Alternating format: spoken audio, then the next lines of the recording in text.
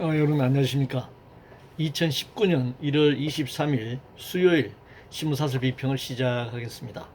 먼저 노동시장 관련해서 문화일보는 문정부 들어 더 나빠져 세계 꼴찌된 노동시장 경쟁력이라는 제목의 사설에서 세계경제포럼 연차총회 개최지인 스위스 다보스에서 21일 공개된 인사이드 아데코의 세계 인적자원 경쟁력 지수 2019에서 한국의 노사협력 순위는 125개국 중에서 120위로 2017년 113위, 지난해 116위에 이어 역주행을 하고 있다. 이렇게 비판하고 있습니다. 이 세계사회 포럼 잘 아시는 대로 이 돈 많은 자본가들의 돈잔치 회의죠. 회의하면 참석하기 위해서 수천만 원의 참가비를 내야 하는 정말 고급스러운 회의입니다. 아무나 이 회의에 참석할 수도 없는 그런 곳입니다. 그런데 이런 곳에서 나온 이 왜곡된 통계를 가지고 지금 거짓 주장을 하고 있습니다. 인적 자원 경쟁력 지수나 노사협력 순위가 낮은 게 이게 노동자 책임입니까? 인적 자원 경쟁력 지수, 인적 자원이라는 것이 뭡니까? 인력 관리 문제고 기술이라든가 경영 능력 여러 가지 종합적인 건데 이것은 경영 혁신, 기술 투자, 또 뭐 자원 관리 이 모든 것이 경영의 책임이고 회사의 책임이잖아요. 이것이 낮은 게 노동의 문제입니까? 노동조합의 책임인가요? 그런데 세계은행 기업환경평가에 따르면 한국은 기업하기 좋은 나라 4위 내지 5위에 지금 마크되어 있습니다. 기업하기 좋은 나라라고 하는 것은 그만큼 자본이 노동에 대한 착취와 소비자에 대한 또 수탈이 어느 나라보다 높은 수준에 있다는 것이고 그렇기 때문에 결국 노동자들의 반발이 심하고 불만이 높을 수밖에 없는 것이죠. 그렇게 되면 노사관계는 좋을 수가 없는 것입니다. 자본의 이윤이 높고 자본의 노동에 대한 착취가 높을수록 노사관계가 좋을 수가 없는 것입니다. 그것이 마치 노동의 책임인 것처럼 얘기하면서 노동개혁 운운하는 것은 매우 기만적이다 이렇게 얘기할 수 있습니다. 성장 문제 관련해서 조선일보는 국민 세금 퍼붓기로 2.7% 성장, 작년이죠. 세금 주도 성장은 지속 불가능하다 이렇게 주장하고 있습니다. 중앙일보는 정부가 끌어올린 2.7% 성장, 문제는 올해다.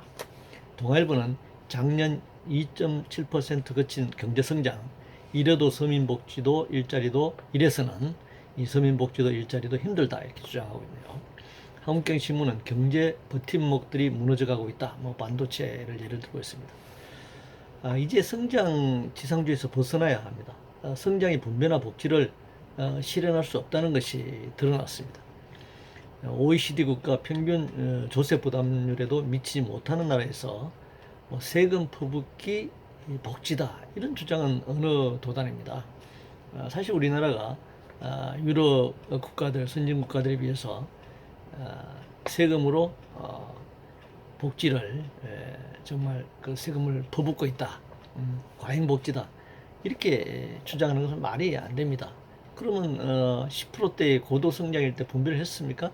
2.7% 성장이 낮기 때문에 분배할 수 없다고 하면 10% 내외의 고도 성장할 시기에 분배했나요? 그때는 지금보다 훨씬 더 분배 정책이 더 미약했습니다. 그래서 이게 분배라고 하는 것은 성장률에 있는 것이 아닙니다. 그 성장의 과실을 어떻게 어떤 기준으로 어떤 비중으로 분배하느냐라고 하는 경제 정책, 성장과 분배 정책 균형 이런 그 제도, 관습 기준에 있는 것이지 성장률이 높으면 분배를 많이 하고 성장률이 낮으면 분배를 낮게 한다 이런 건 사실은 존재하지 않는 것입니다.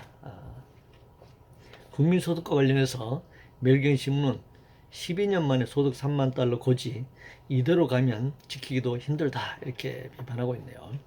뭐 소득주도 성장이다, 규제다, 뭐 이런 여러 가지 이유를 들어서 이런 주장을 지금 하고 있습니다. 이명박 정권이 747 공약을 내걸었을 때 그 사가 4만 달러 소득이었죠. 박근혜가 이 이명박과 비슷한 그런 숫자는 이제 뒤집었는데요. 474 공약을 내렸을 때 역시 이 4만 달러 국민소득을 공약으로 내걸었습니다. 그런데 뭐 3만 달러냐 4만 달러냐 목표가 중요한 것이 아닙니다. 그것은 평균 수치일 뿐이죠. 문제는 이 평균 수치에 미치지 못하는 다수의 사람들이 고통스러운 삶을 살고 있다라고 하는 것, 이것을 우리가 인식할 필요가 있습니다. 우리가 3만 달러라고 하면은 1인당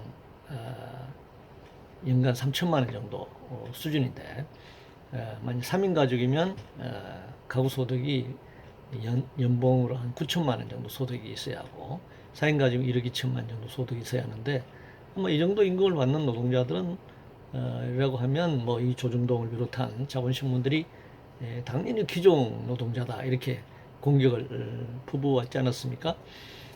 그런데 다수의 노동자들이, 서민들이 사실은 3만 불 소득이라고 하는 것은 가능하지 않죠. 대부분이 1만 불 내외, 뭐 어떤 경우에는 6, 7천 불 수준의 소득에도 미치지 못하는 그런 빈곤한 그런 삶을 살고 있는 것이 사실입니다. 따라서 국민소득 3만 달러냐 아니냐 이렇게 얘기할 것이 아니라 소득 구간별로 가구수, 국민의 수를 통계로 나타내야 한다. 이 70년 초반까지 있었는데 이 통계를 없애버렸죠.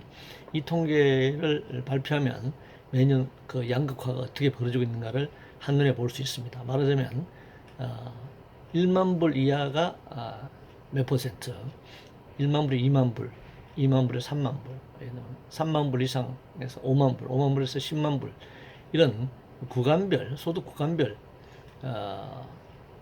인구수, 가구수를 이렇게 표시하는 통계를 발표하면 이 소득 격차가 어떻게 벌어지고 있는가를 알 수 있을 것입니다. 그래서 국민소득 3만 불이 목표가 되는 것이 아니라 그것이 1만 불이든 2만 불이든 그 평균과 상관없이 그 과실이 어떻게 분배되는가 하는 것이 굉장히 중요한 문제다 이렇게 생각합니다. 아직은 3만 불이가 분배할 수 없다면 그럼 5만 불이 되면 분배할 겁니까? 10만 불이 되면 더 분배할 겁니까? 그렇지 않습니다. 3만 불이니까 아직은 분배할 때가 아니다. 5만 불 가자. 5만 불 갔습니다. 그럼 10만 불 될 때까지는 또 허리띠를 졸라매자. 지금 분배할 때가 아니다. 이런 식으로 가지 않겠습니까? 자, 민주노총에 대한 이제 공격입니다. 매일경제 신문은 민노총 정치투쟁 도를 넘었다 라는 제목을 사설해서 올해 전기대의원대의 사업계획의 투쟁 목표로 아이로 핵심 협약 비준과 노동삼권 완전 정치, 재벌 독점 체제 전면 개혁 및 업종산업 정부정책 대전환, 비정규직 철폐와 재정의 일만한 실현, 사회 공공성, 사회 안전망 대대적 확대, 한반도 평화 자주 통일과 민주주의 진전 이라고 이제 내세웠다는 겁니다. 이게 정치적 요구다 그렇게 합니다. 주장하고 있네요.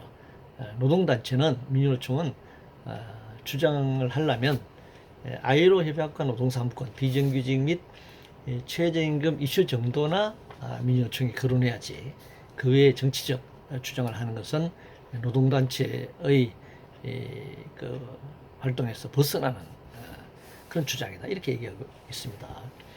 그러면 아이로가 지금 창설된 지 100년 가까이 됐는데 아이로 핵심 협약을 비준을 그렇게 주장했지만 비준하고 있습니까? 비준하라고 하면 이러저런 핑계로 비준 안 하잖아요. 그럼 노동상권 보장하라고 하면 노동상권 보장하고 있습니까?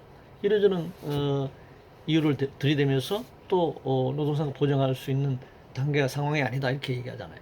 그럼 최저임금 1만 원 요구하면 그건 또 소상공인 자영업자 다 죽는다, 일자리 줄어든다, 우리나라 경제가 망한다 이렇게 하면서 안 된다고 하잖아요.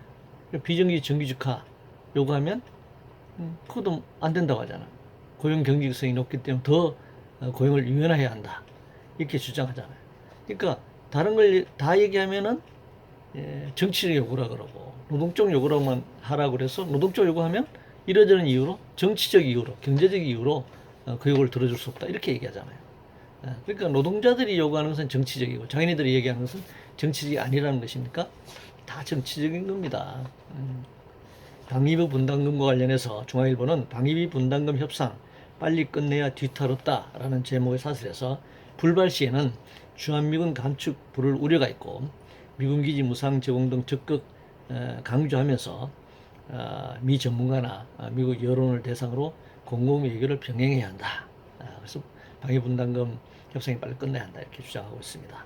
그럼 문화일보는 노골적으로 방위 분담금 1조 원 이하 고조할 필요가 없다. 1조 원 이상으로 미국이 요구하는 걸 전폭적으로 수용해야 한다 이런 주장을 하는 거죠. 근데 이 외국 군대 주둔비를 한국에 부담시키는 자체는 주둔군 지휘협정 소파 협정의 위반입니다. 본래 주둔비는 미군이 내야 합니다. 미국이 내야 합니다. 그런데 미국은 그동안 일본도 마찬가지입니다만 특별협정이라는 소파 협정이 아니라 특별협정을 통해서 한국의 방위 분담금을 이제 받아냈죠. 지금 뭐 1조 원 수준으로 알려져 있습니다만은 이 직간접 비용을 다 포함하면 5조 원 정도 되는 것으로 발표된 바가 있습니다. 그런데 미국은 한 1조 원 정도 부담하고 우리는 5조 원 정도 부담하니까 외국 군대가 한국에 와 있는데 우리가 미국보다 5배 정도 더 부담하는 것으로 그렇게 발표되었습니다.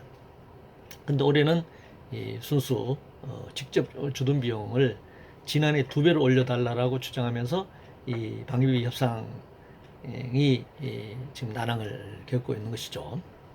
미국 요구대로 이걸 올려주지 않으면 미군 철수하겠다. 뭐 우회적 압박도 하고요. 이거 올려주지 않으면 주한미군 부대 내에 한국인 노동자들 월급도 지급 중단도 하겠다. 이런 뭐 여러 가지 협박을 하면서 양수겹장으로 압박을 하면서 주는 비용을 지금 강압적으로 받아내려고 하고 있습니다. 이게 지금 상당히 문제입니다. 강력히 대응해야 된다고 생각합니다. 그렇지 않으면 이게 한미동맹이 뭐 이런 이 종속적인 한미동맹에다가 정말 주둔비까지 강탈해가는 그런 정도의 상황으로 내몰릴 수밖에 없다. 수세적으로 몰릴수록 더 많은 돈을 뜯길 수밖에 없는 것 아닌가 이렇게 생각합니다. 인터넷 은행과 관련해서 매일경제 신문은 제3 인터넷 은행 흥행이 부진한 까닭이라는 제목의 사설에서 ICT 기업은 인터넷 은행 주식을 최대 34%까지 보유할 수 있도록 지난번 규제를 풀었죠. 그런데 그럼에도 불구하고 흥행이 부진한 이유는 정부가 금융 규제를 너무 강하게 해서 그렇다 이렇게 주장하고 있네요. 아니 은행법상 산업자본은 지분을 4%만 가지게 되어 있습니다. 10% 정도 가진다면 의결권 행사할 수 없는 겁니다. 4% 이상은 의결권 행사할 수 없는, 그러니까 4%까지는 의결권 행사할 수 있지만 4%에서 10% 정도까지 가지게 되면 그 이상은 의결권 행사할 수 없는 그런 규제를 은행법이 두고 있는데 인터넷 은행에 무슨 이 투자를 확대한다는 빌미를 삼아서 34% 그러니까 기존 은행법보다 30%를 더 혜택을 준 거죠. 그럼 규제를 다 푼 거잖아요. 그래서 기존 은행과의 경쟁에서 자기가 살아남지 못하는 것인데 이 또다시 금융 규제 타령을 한다는 것은 더 혜택을 달라 그런 주장을 지금 하고 있는 겁니다. 탈원전과 관련해서 문화일보는 미세먼지 이코르 재난 인식과 사이언스의 탈원적 원전 포기 충고라는 제목의 사설을 통해서 이 과학 잡지가 탈원전으로 가게 되면 화석연료나 이런 쪽을 많이 가동해서 전기를 만들어야 되기 때문에 미세먼지 문제를 해결할 수 없다 이런 주장을 지금 하고 있는데 그러면 한국이 지난 반세기 동안 원전을 가동해 왔는데 왜 미세먼지는 이렇게 심각한가요? 그러면 역으로 이걸 이런 주장을 공격하기 위해서 원전을 가동했기 때문에 미세먼지가 이렇게 심각하다 이렇게 주장하면은 수용하겠습니까? 탈원전과 미세먼지의 관계 이렇게 연결해 가지고 미세먼지 문제를 해결하기 위해서 원전을 계속 가동해야 한다 이런 주장은 정말 굉장히 위험한 주장이죠. 미세먼지 문제가 단순히 뭐 화력 발전에만 있는 것이 아니죠. 자동차라든가 각종 그 건설 과정의 문제, 수없이 많은 미세먼지를 유발시키는 국내 문제도 있고 중국도 외국으로부터 날아오는 문제도 있고 수없이 많은 원인들이 있습니다. 그런데 원전만 계속적으로 가동하면 미세먼지가 해결될 것처럼 이렇게 주장하는 것은 굉장히 기만적이고 그러면 미세먼지가 더 위험할까요? 방사능이 더 위험할까요? 향후 10만 년 동안 보관해야 할 사용 후 해결료 문제는 어떻게 했으면 좋겠습니까? 그런 종합적인 문제를 다 판단해야 합니다. 직권남용과 관련해서 조선일보는 이번엔 국립박물관과 보훈처 놀라울 뿐인 손 의원의 유세라는 제목으로 비판하고 있습니다. 만약 국회의원이라고 하더라도 이런 구체적으로 직권남용을 했다면 불법 행위가 되는 것이죠. 뭐 이런 부분들은 다 인지된 사건이라면 다 검찰이 수사를 해서 명명백백하게 밝혀내야 한다고 생각합니다. 업무평가 관련해서 조선일보는 자화자찬 정부 업무평가 국민 시선도 생각하길이라는 제목의 사설에서 2018년 정부 업무평가에서 통일부 복지부 등 6개 부처가 가장 높은 우수 등급을 받았다고 합니다. 동아일보는 국민체감과 너무 동떨어진 국무조정실의 부처 평가라면서 비판하고 있네요. 이거 참 유치하기 그지없습니다. 정부 부처 업무 특성이나 내용이 다른데 어떻게 순위를 매기죠? 통일부가 한 해 동안 한 일과 뭐 국방부가 한 일과 재정부라든가 농림부라든가 뭐 해양수산부라든가 다양한 부처들이 있는데 이걸 어떻게 순위를 매길 수 있나요? 축구, 농구, 야구 뭐 이런 스포츠를 순서를 매길 수 있나요? 같은 종목이 아닌데 말이죠. 이건 뭐 그야말로 이 표창 나눠먹기 식에 돌아가면서 상 나눠먹는 기관에서 말이죠. 굉장히 저급한 모습이라고 할 수 있습니다. 정부 부처가 이런 식으로 하니까 우리 사회가 곳곳에서 상장 나눠먹기, 상장을 남발하기, 또 말도 안 되는 이 순위 매기기에 그렇게 열중하고 있는 것 아니겠습니까? 메달 따기 경쟁이라든가. 그래서 정부 부처 이런 업무 평가는 할 수 있습니다. 그러나 이런 식의 부처 간의 기준도 다른데 이렇게 순위를 매긴다든가 뭐 이런 평가를 하는 것 자체가 어느 도도 아니다 이렇게 생각합니다. 재판 청탁과 관련해서 중앙일보는 국회 재판 청탁 의혹 친무의 카르텔부터 깨라라고 지적하고 있네요. 한국경신문은 투기 청탁 논란만 있고 공직자 윤리 반성은 왜 없나 역시 비판하고 있습니다. 양승태 전 대법원장이 재판거래 관련해서 사법거래 관련해서 구속됐죠. 그러면 국회의원이라고 해서 사법거래 불법적 사법거래를 했다면 면죄부를 줘서는 안 된다고 생각합니다. 재판거래 혐의가 확인된다면 당연히 사법 처리해야 한다. 따라서 검찰이 수사에 착수해야 한다 이렇게 생각합니다.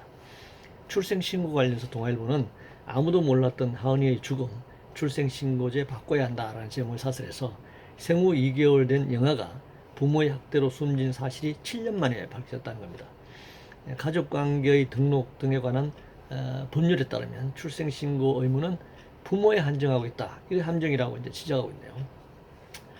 뭐 제도가 어떻게 됐든지 간에 국가가 학대받는 아이들, 또 사라지는 생명들을 확인하지 못하고 방치한다면 그것은 국가가 아니죠.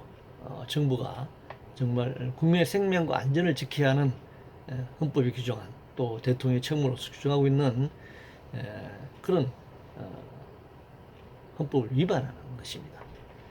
그래서 기간 내에 출생신고하지 않으면 그냥 과태료만 물리는 그런 수준으로 끝나고 결국은 부모가 출산한 다음에 신고를 했는지 안 했는지 이걸 알 수가 없는 그런 상황으로 지금 현재 되어 있습니다. 따라서 이제 병원에서 물론 집에서 개인이 출산할 경우는 사실 확인하기는 어렵겠죠.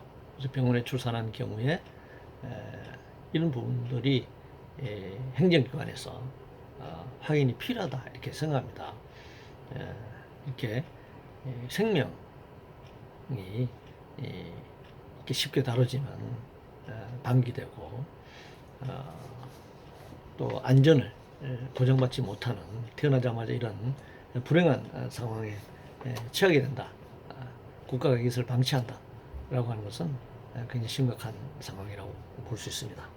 복지와 관련해서 한국경제신문은 과잉복지로 재정 파탄 호소를 미봉책으로 덮어서는 안 된다라는 제목을 사설해서 기초연금 등 복지 부담으로 재정 파탄 위기에 몰렸다는 정명희 부산 북구청장이 청와대 청원 편지를 보낸 것을 예를 들고 있습니다. 뭐 지방자치단체에 따라서 뭐 수도권으로 갈수록 재정 자립도가 높지만 지방으로 갈수록 재정 자립도가 굉장히 낮지 않습니까? 오지의 경우에. 그래서 중앙정부의 이제 국세를 통한 중앙정부 지원이 이제 필요한데요.